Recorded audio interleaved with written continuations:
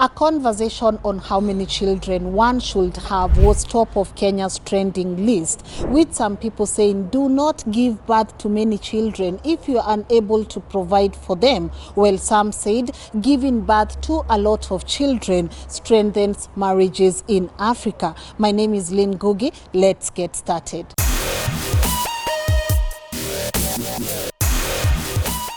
Over the last few weeks, you might have watched stories of Kenyans who are having a hard time providing for their families, and in many instances, they have more than 2 children. Well, a tweet by Cold Tusker would open an entire conversation on how many children one should have when he said the following: 8 kids. Perhaps if she had stopped with 2, then she would have been able to feed her kids. Well, we all know who the woman this tweet was addressed to is, but we choose to leave her out of this conversation.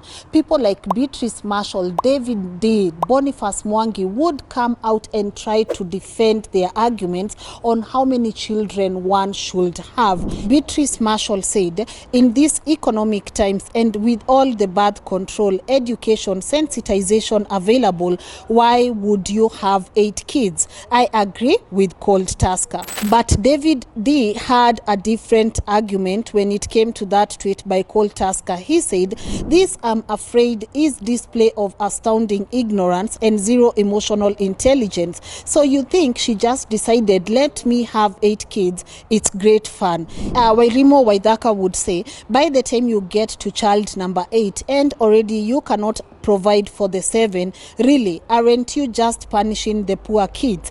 Just have those you can manage. Why do you want neighbors, fellow Kenyans, to take care of your ignorance? I want you to tell me what determines how many children one should have, because some said, why is it that rich people have very few children while poor people have a lot of children, and they know very well they are unable to provide for them?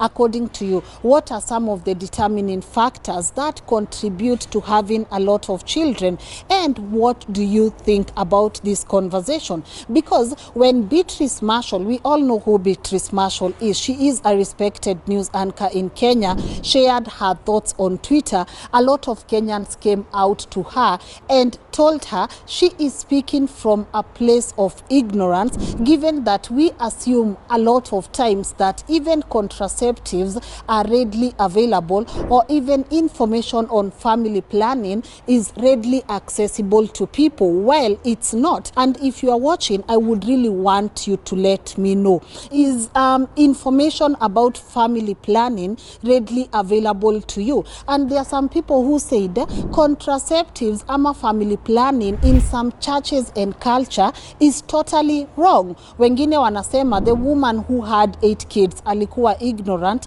kwa sababu alijua from the word go hawezi providea hawa watoto. So hata upike mawe ulijua tu from the word go you are not able to provide for these kids. Well, some said the more children a woman gives birth to, the more her relationship is stable. Ebu tukwame hapo kwanza, cause nataka kusikia opinion yenyu. Is the more children someone gives birth to in a marriage, the more stable that relationship is? And does it really work? Does it really work, honestly? And do you live in a place where the culture does not permit you to even usikunywe hizo madawa, hizo contraceptives, and you are not even allowed to have this conversation of family planning? So guys, I want you to channel in on this conversation. Let me know what your thoughts are. How many children should one have? And should you only give birth to kids who you can provide for?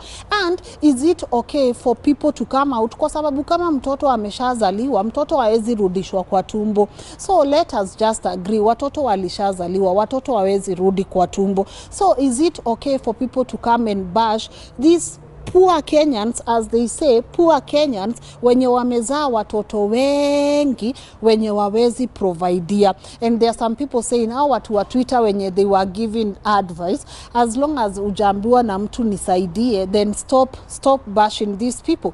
Let me know what your thoughts are on the comment section below. My name is Lynn Ngugi. Till next time, bye bye.